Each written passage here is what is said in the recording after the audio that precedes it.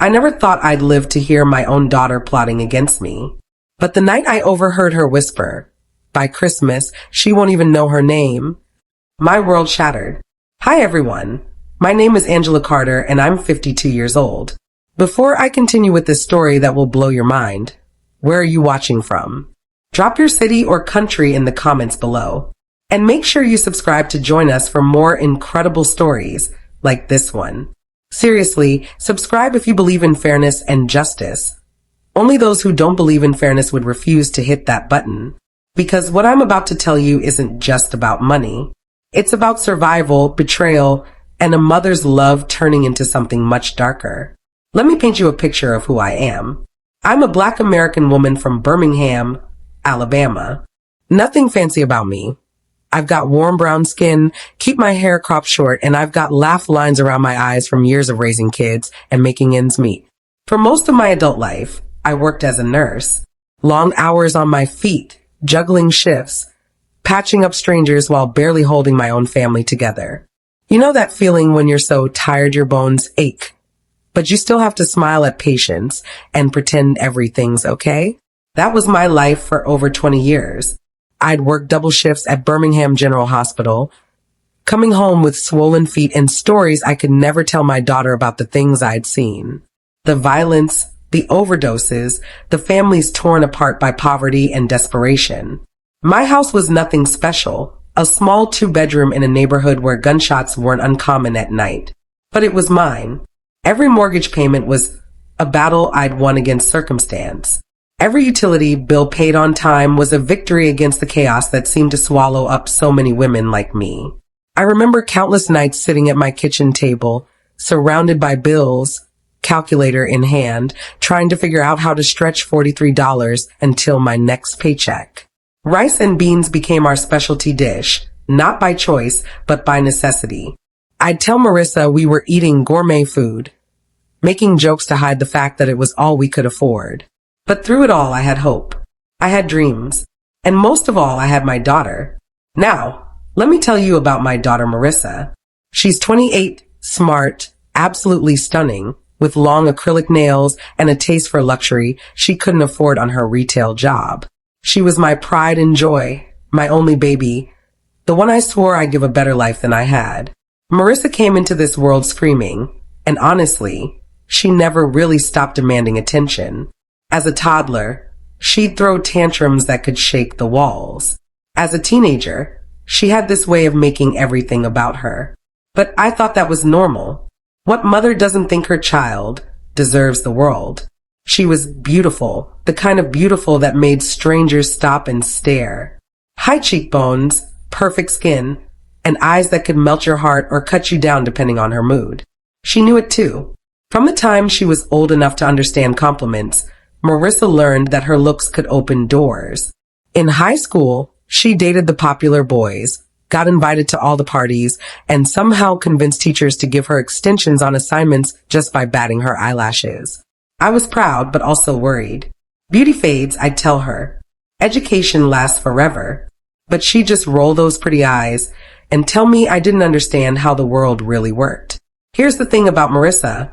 She learned early that charm could get her places. She loved being the center of attention, loved having control, and absolutely hated hearing the word no. When she was 16 and wanted a car, she didn't ask, she assumed. When I explained we couldn't afford it, she acted like I was personally victimizing her. All my friends have cars, mama, she'd say, with that tone that made it sound like our financial struggles were somehow my fault. You just don't want me to be happy. But despite all that attitude, despite the demands and the drama, she was still my baby. When she was sick, I'd stay up all night checking her fever.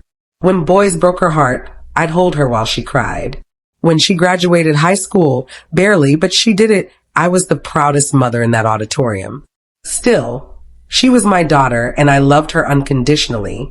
I'd worked extra shifts to pay for her prom dress, sold my grandmother's ring to help with her community college tuition, and never once made her feel guilty about the sacrifices I was making.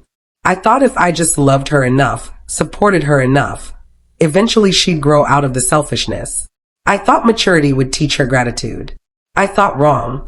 After high school, Marissa bounced between jobs, retail, restaurant work, brief stints at offices where she'd get fired for showing up late or arguing with managers. She'd moved out of my house at 22, claiming she needed independence, but she'd still call me whenever rent was due or her car broke down. Just this once, mama, became her favorite phrase. Just this once, help with the electric bill. Just this once, cover my car payment. Just this once, loan me money for new work clothes because I can't look poor in front of customers. I'd say yes every time because that's what mothers do. We sacrifice. We enable. We hope that this time will be the time our children finally learn to stand on their own. Then one evening in September, everything changed. A quick stop at a gas station, a scratch-off ticket I almost didn't buy, and suddenly, I was holding a slip of paper worth $20 million. I still remember that moment like it happened yesterday. I was coming off a 14-hour shift, exhausted, my feet killing me. All I wanted was to grab some milk and get home. But there was this long line, and while I waited, I saw those scratch-off tickets behind the counter. One of those, I said to the clerk, pointing at the $20 tickets. $20 I really couldn't afford to waste. But sometimes you need a little hope in your life, you know? Sometimes you need to believe that maybe, just maybe, luck might finally find you. I scratched it off in my car under the fluorescent lights of that gas station parking lot. At first, I thought I was seeing things.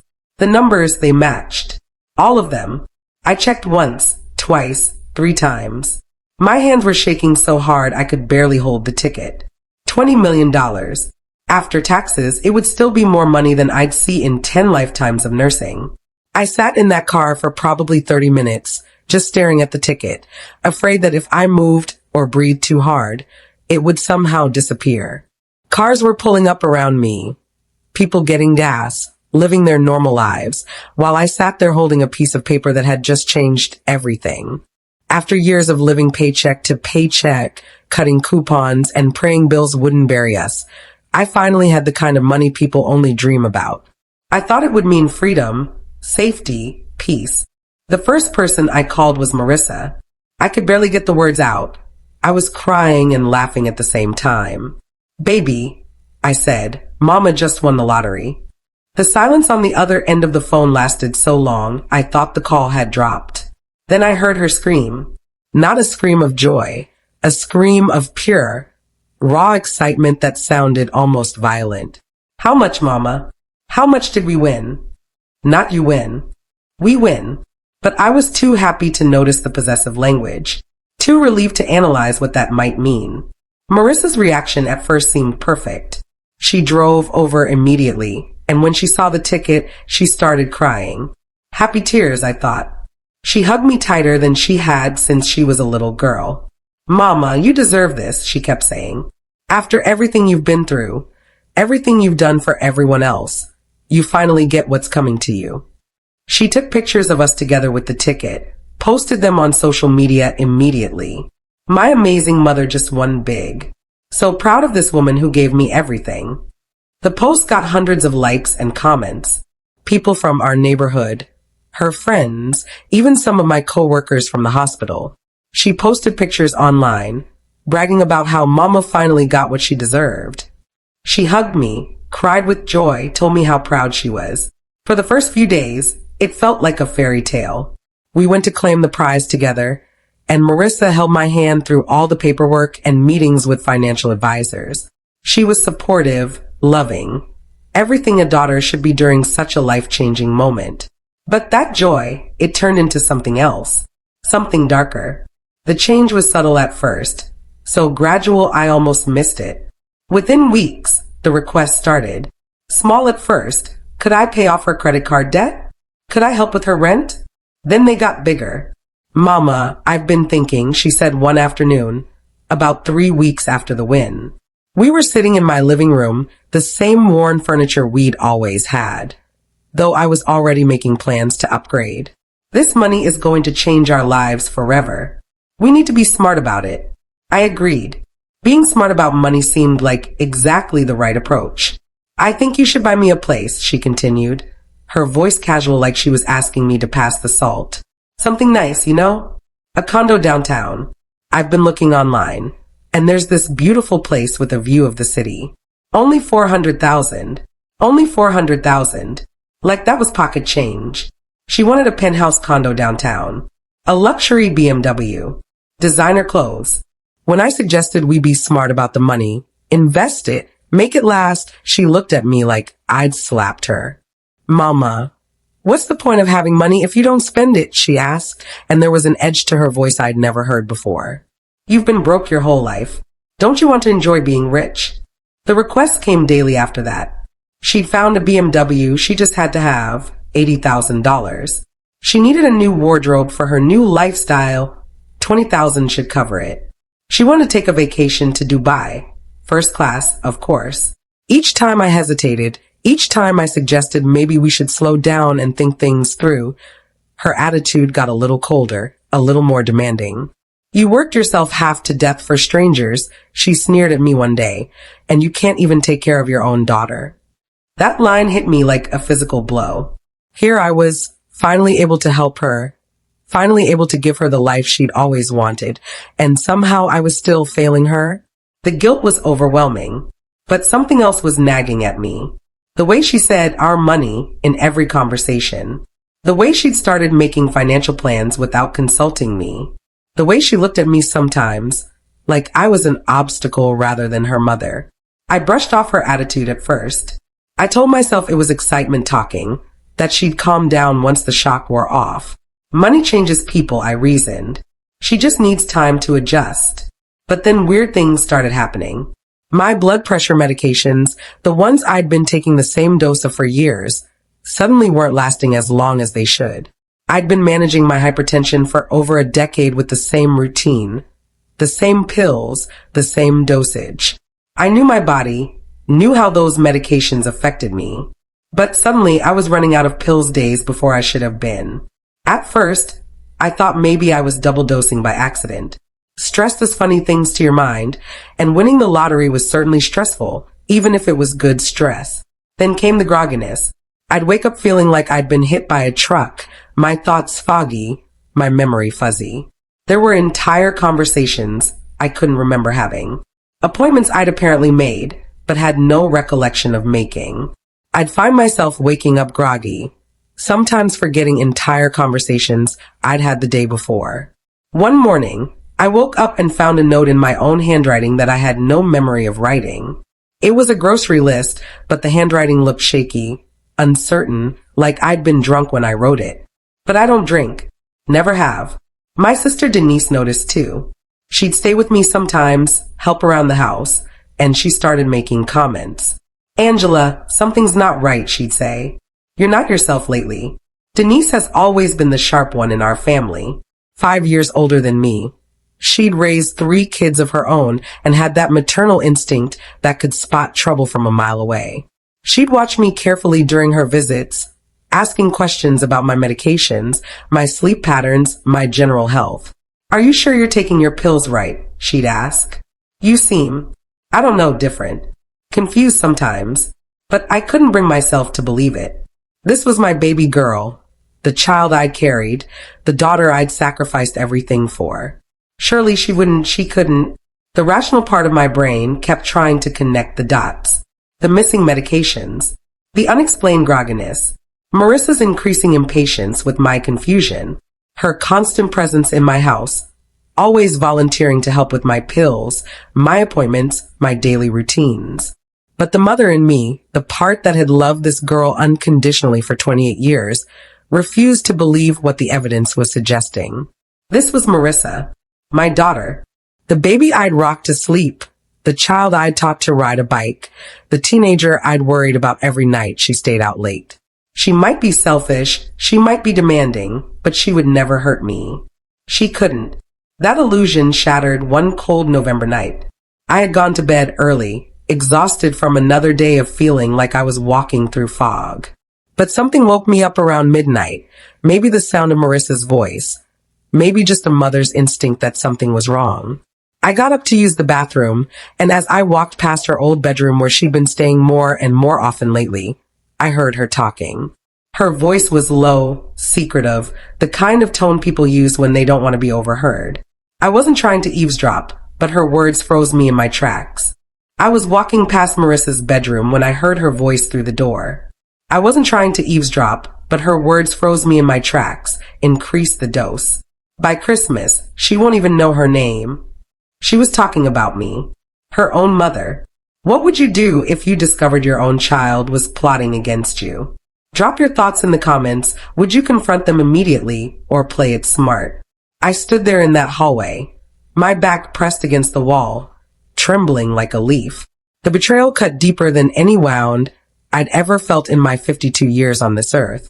You have to understand, when you hear your own child plotting your destruction, it doesn't just break your heart. It breaks something fundamental inside you, something you didn't even know could be broken. The trust, the love, the very foundation of what you thought your relationship was built on, it all crumbles in an instant. I thought about all those nights I carried her fevered body to the hospital when she was little. She couldn't have been more than 4 years old, burning up with a temperature of 104, and I ran 6 blocks in the rain because I didn't have money for a taxi. I held her in that emergency room for hours, my arms cramping, but I never let go. Never once considered letting go. I remember the time she fell off her bike and scraped her knee so badly it needed stitches. She was maybe 7, and she cried not because of the pain, but because she was scared the scar would be ugly. I spent my lunch money for the week on special bandages that were supposed to minimize scarring. I told her she'd always be beautiful to me, scar or no scar. The years I worked overtime, so she could go to private school. St. Mary's Academy cost more per month than I made in 6 weeks, but I wanted her to have opportunities one never had. I wanted her to be around kids whose parents were doctors and lawyers and business owners.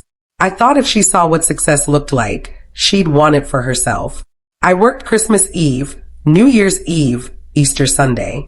While other mothers were home with their families, I was changing bedpans and administering medications to strangers.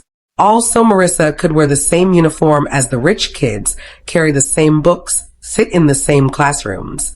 The prayers I whispered for her safety every single night. Even after she moved out, even during those months when she barely called, I'd lie in bed and pray for her protection. I'd ask God to keep her safe from bad influences, from dangerous men, from the kind of choices that could ruin a young woman's life. And now I discover she was the danger. She was the bad influence. She was making the choices that could ruin someone's life, mine. The memories kept flooding back. Her first day of kindergarten when she cried because she didn't want me to leave. The way she'd run to me after school, excited to tell me about her day. The Mother's Day card she made in art class, covered in glitter and crayon hearts, telling me I was the best mama in the world. When did that little girl disappear? When did she become this stranger who could casually discuss increasing dosages to destroy my mind? I didn't sleep that night. I sat in my living room staring at the blank TV screen, my fists clenched, my heart aching. The house felt different now, like it was hiding secrets in every corner. Every shadow seemed suspicious. Every creak of the floorboards made me wonder if she was moving around, planning something else. But underneath that pain, something else was growing. Something cold and calculating. See, people underestimate nurses.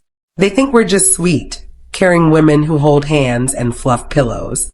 They don't realize we're trained to think under pressure, to notice details others miss, to stay calm in life or death situations. We see patterns in symptoms. We document everything. We're methodical, precise, and we don't panic when things go wrong. Marissa had forgotten what her mother did for a living. She saw the woman who made her breakfast and worried about her grades. She didn't see the professional who had dealt with drug seekers, manipulative patients, and family members who tried to game the system for insurance money. Confronting her outright would be too dangerous. If she was bold enough to say those words out loud to someone, she was bold enough to act on them. And if I confronted her without proof, without a plan, she'd just get better at hiding what she was doing. No, if Marissa wanted to play games, I had to play smarter. That night, sitting in the dark, I started planning. Not like a heartbroken mother, but like the strategic, analytical person my job had trained me to be. I had to compartmentalize the emotional devastation and focus on gathering evidence, building a case, protecting myself. The next morning, I became a detective in my own home. I started paying attention to everything. Every pill missing from my bottles, every time I felt unusually tired, every strange look Marissa gave me. First, I did an inventory of all my medications. I counted every pill, noted every dosage, recorded the dates I'd picked up each prescription. I created a detailed log of when I took what, how I felt afterward, and any gaps in my memory. The pattern was immediately obvious once I started documenting it. On days when Marissa helped me organize my pills, something she'd started doing more often since I won the lottery, claiming she wanted to make sure I stayed healthy, I'd feel foggy and disoriented within hours. I started pretending to take the pills she prepared, but actually spitting them out later. On those days, my mind stayed clear. The grogginess disappeared. The memory gaps stopped happening. But I kept pretending to be affected. I'd act confused, forgetful, asking her to repeat things or help me remember appointments. She ate it up, playing the concerned daughter perfectly. "Mama, you seem really tired lately," she'd say with fake worry in her voice. "Maybe you should see a doctor. Sometimes stress can affect older people's minds." Older people's minds. I was 52, not 82, but she was already laying the groundwork for people to believe I was experiencing cognitive decline. I set up a hidden camera in my kitchen where I kept my medications. It was a small device I ordered online, designed to look like a regular kitchen timer. What I saw made my blood run cold. Marissa, my own daughter, carefully opening my pill bottles and adding something that wasn't supposed to be there. She'd crush up pills I didn't recognize, mix them with my regular medication, and seal everything back up like nothing had happened. She was methodical about it, wearing gloves, using a small funnel to make sure nothing spilled. This wasn't impulsive or emotional. This was calculated, planned, executed with precision. But she wasn't working alone.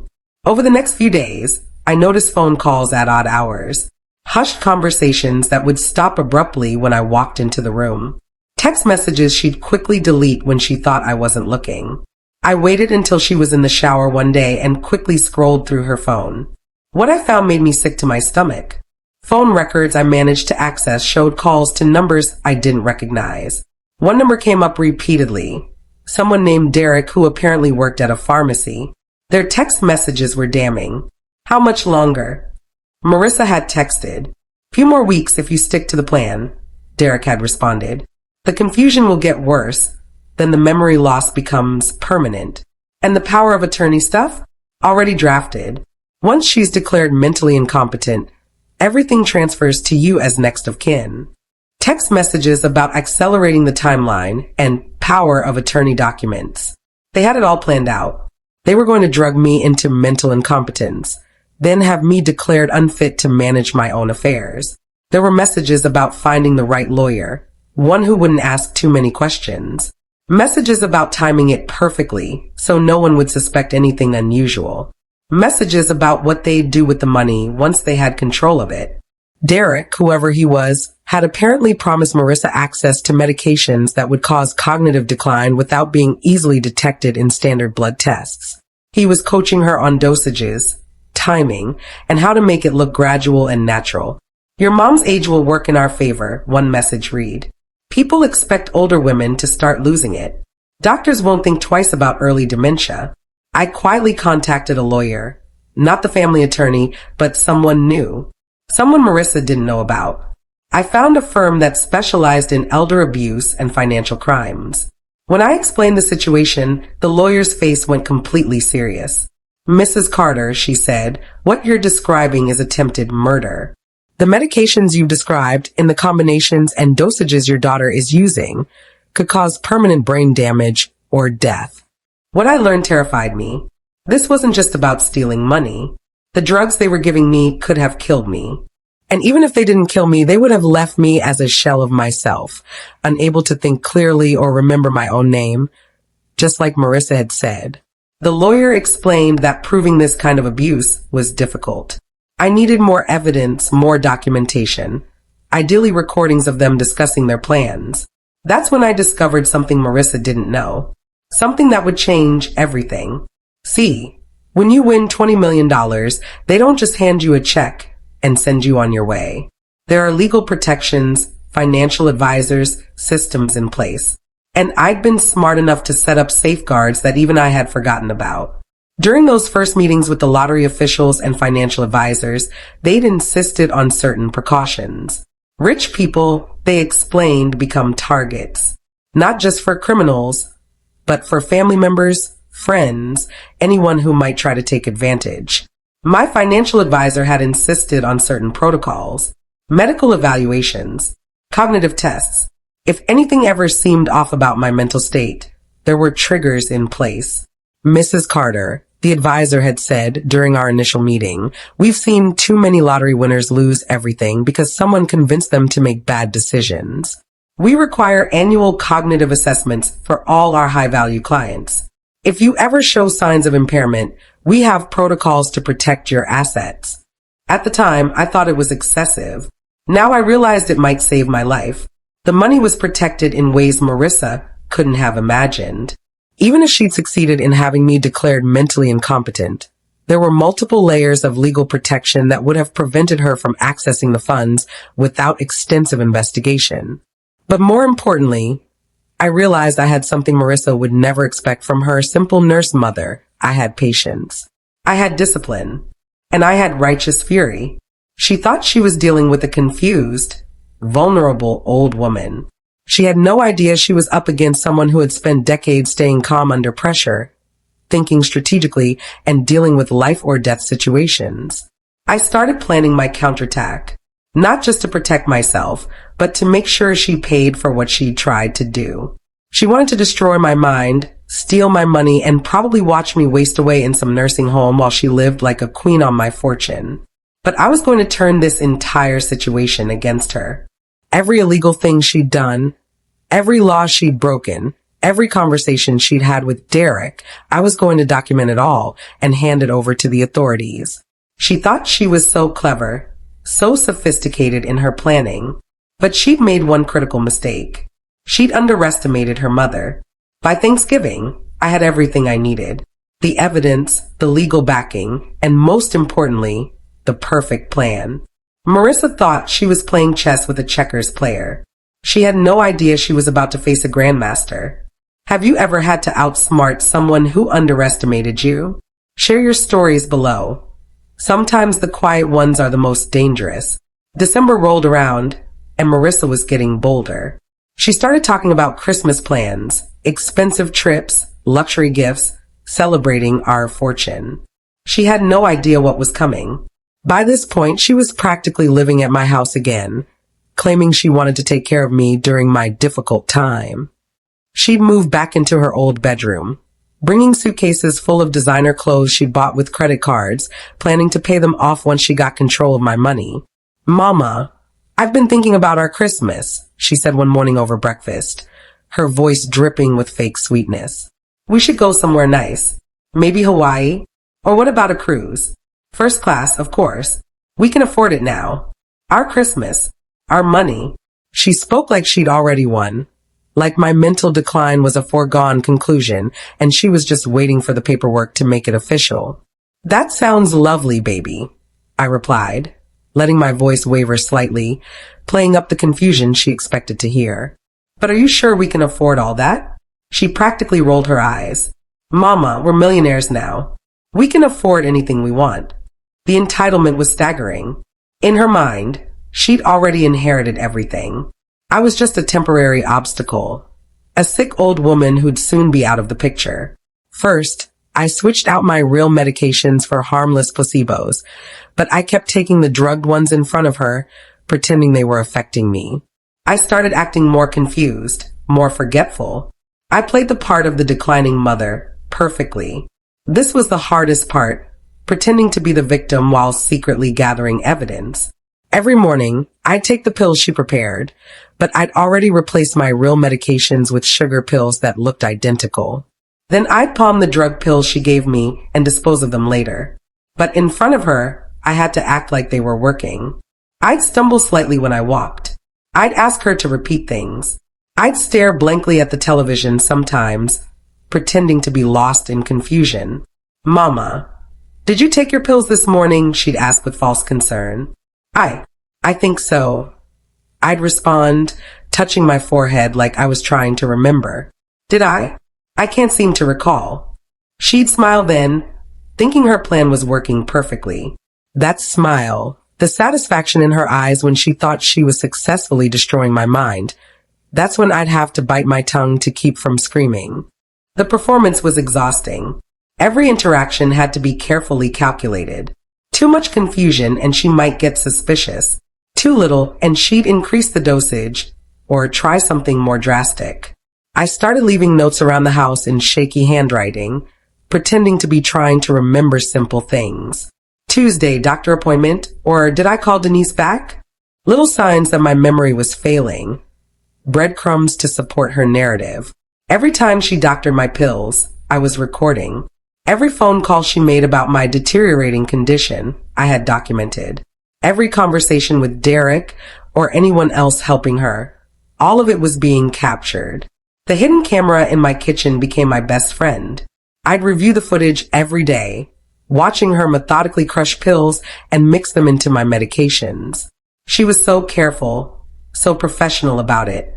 This was an amateur hour. She clearly researched exactly what she was doing. But she got sloppy with her phone calls. Maybe she thought I was too far gone to understand what she was saying.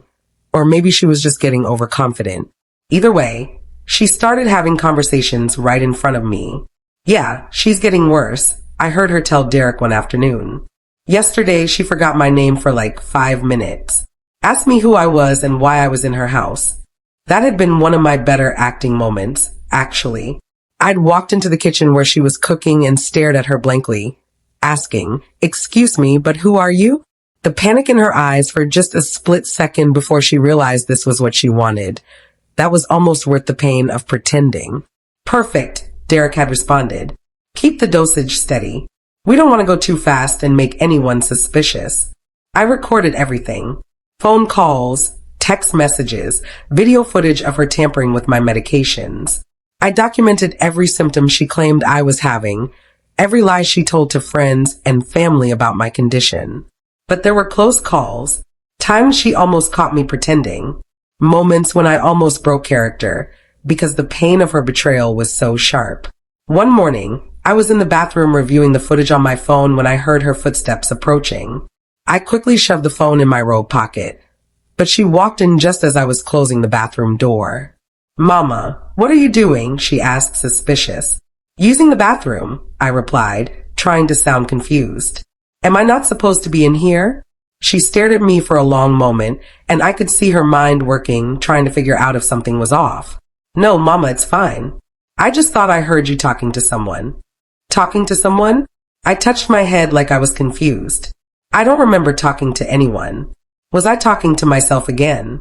She relaxed then, satisfied that I was just displaying more symptoms of mental decline. "It's okay, Mama. Sometimes people with your condition talk to themselves. It's normal. My condition." She couldn't even say the words dementia or Alzheimer's because she knew I didn't actually have either. But she was comfortable implying it, using it as an excuse for behavior she thought she was causing. Another close call happened when Derek came by the house. I wasn't supposed to know who he was, but Marissa introduced him as her friend from work. He was younger than her, maybe 25, with shifty eyes and the kind of nervous energy that screams criminal. "This must be your mother," he said, looking at me with a mixture of curiosity and disgust, like I was some kind of science experiment. "Yes," Marissa replied. "Mama's been having some health issues lately. Memory problems." Derek nodded knowingly. "That's rough. My grandmother went through the same thing. It's hard on families." The casual way they discussed my supposed deterioration, right in front of me, assuming I was too far gone to understand, it took everything I had not to react. But I played along, smiling vaguely and asking Derek if I knew him from somewhere. "No, ma'am," he said. "We just met." "Oh," I replied, touching my forehead. "I'm sorry, I get confused sometimes. Do you work with Marissa?" "Something like that," he said, and I caught the look he exchanged with my daughter. They thought they were being so clever. But I wasn't working alone anymore. My sister Denise was in on it. My new lawyer. Even a private investigator who specialized in elder abuse cases. We built an airtight case. Bringing Denise into the plan was risky. But I needed someone I could trust completely. When I told her what was happening, she was furious. That little bitch, she said, and I'd never heard my normally composed sister use language like that. I knew something was wrong with her, but this is evil, Angela. Denise became my co-conspirator. When Marissa was out, she'd help me review evidence, make copies of everything, and serve as a witness to my actual mental state. She'd visit regularly, ostensibly to check on me, but really to document that I was completely lucid when Marissa wasn't around. My lawyer, Janet Morrison, specialized in elder abuse cases. She'd seen situations like mine before, though she admitted this was one of the more sophisticated schemes she'd encountered.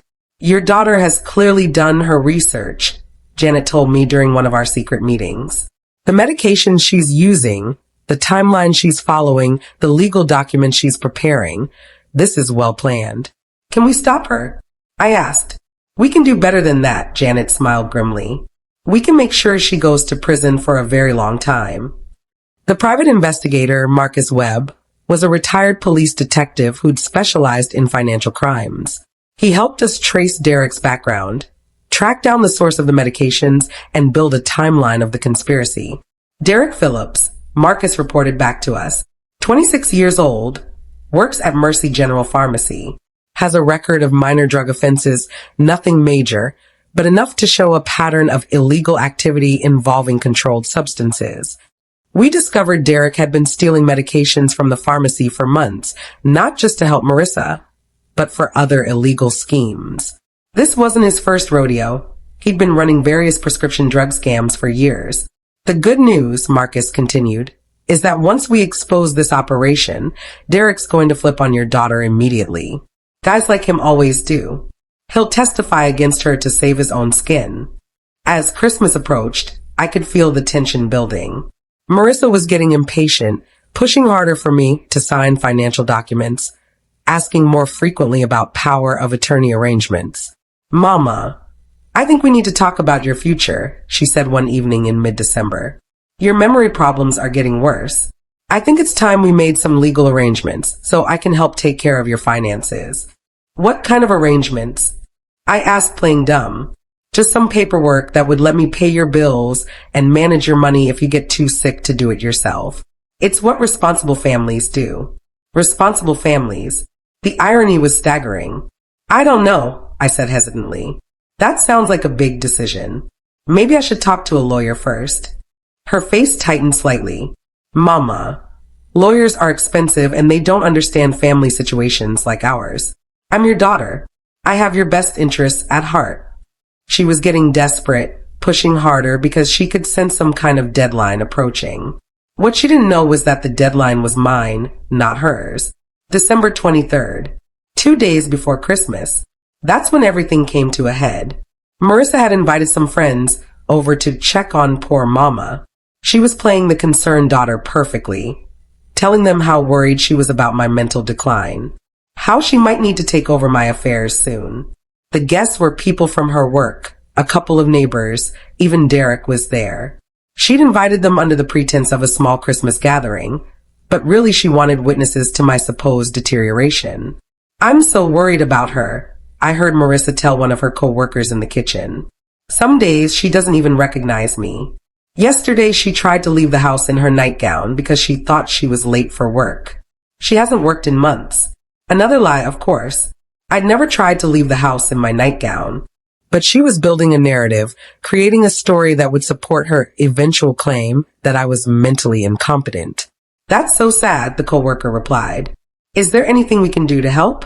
I'm trying to get legal guardianship, Marissa said with fake sadness. It's the only way I can protect her from herself. She keeps trying to give money away to strangers, signing checks for ridiculous amounts. More lies. I hadn't signed any checks for ridiculous amounts or given money to strangers. But I could see how this would sound to people who didn't know the truth. That's when I walked into the room, clear-headed, sharp as a tack, with a folder full of evidence and my lawyer by my side. The look on everyone's faces when I entered the living room was priceless. Marissa had just finished telling everyone how confused and disoriented I'd been all week, how I barely recognized familiar faces anymore. "Hello, Marissa," I said calmly, my voice steady and clear. "Funny thing about Christmas, it's a time for gifts, and I have some gifts for you." Janet Morrison, my lawyer, stepped up beside me, professional and imposing in her navy blue suit. Marcus Webb, the private investigator, was right behind her, carrying a briefcase full of evidence. "Ladies and gentlemen," I continued, addressing the room full of shocked guests, "I want to thank you all for coming tonight. You're about to witness something very special." The look on Marissa's face when she realized she'd been caught was something I'll never forget. First came shock.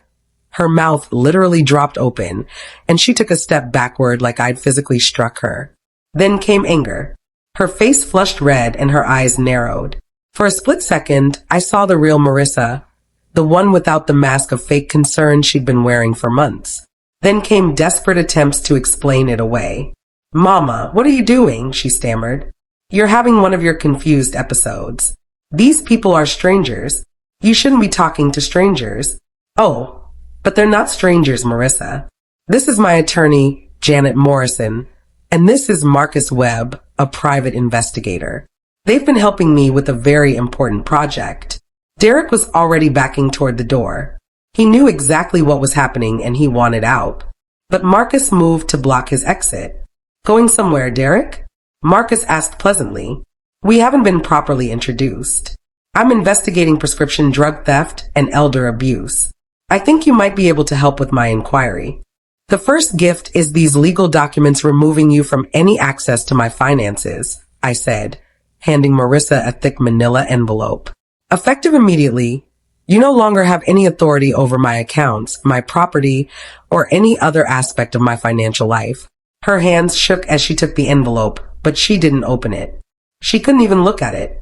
"The second gift is this restraining order," Janet said, stepping forward with another set of papers. "You're no longer allowed within 500 feet of Mrs. Carter, her home, or her place of business. And the third—" I paused, looking her dead in the eye, savoring this moment I'd been planning for weeks. "The third gift is these criminal charges for elder abuse, attempted poisoning, conspiracy to commit fraud, and theft of controlled substances." That's when Marissa finally broke down.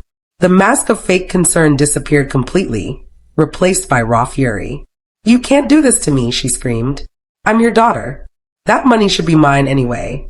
You were just going to waste it." "There it is," I said quietly. "The truth, finally." Her coworkers looked horrified. The neighbors were backing away from her like she might be contagious. Derek was already in handcuffs. Marcus had called for backup before we even started the confrontation. "You don't understand," Marissa continued, her voice getting higher and more desperate. "She's sick. She has dementia. She doesn't know what she's doing." "Funny thing about that," Janet interjected. "Mrs. Carter has undergone comprehensive neurological testing. Her cognitive function is perfect. She's sharper than most people half her age." I pulled out my phone and played one of the recorded conversations, Marissa's voice, clear as day, discussing increasing dosages and timeline acceleration with Derek. No, Marissa kept saying, like she could somehow undo what was happening. "This isn't real. This is some kind of mistake." But it was very real. The police arrived within minutes, and I watched as they handcuffed my daughter and read her the Miranda rights I'd heard on TV shows my whole life, but never expected to hear spoken to my own child. The investigation moved fast once law enforcement got involved.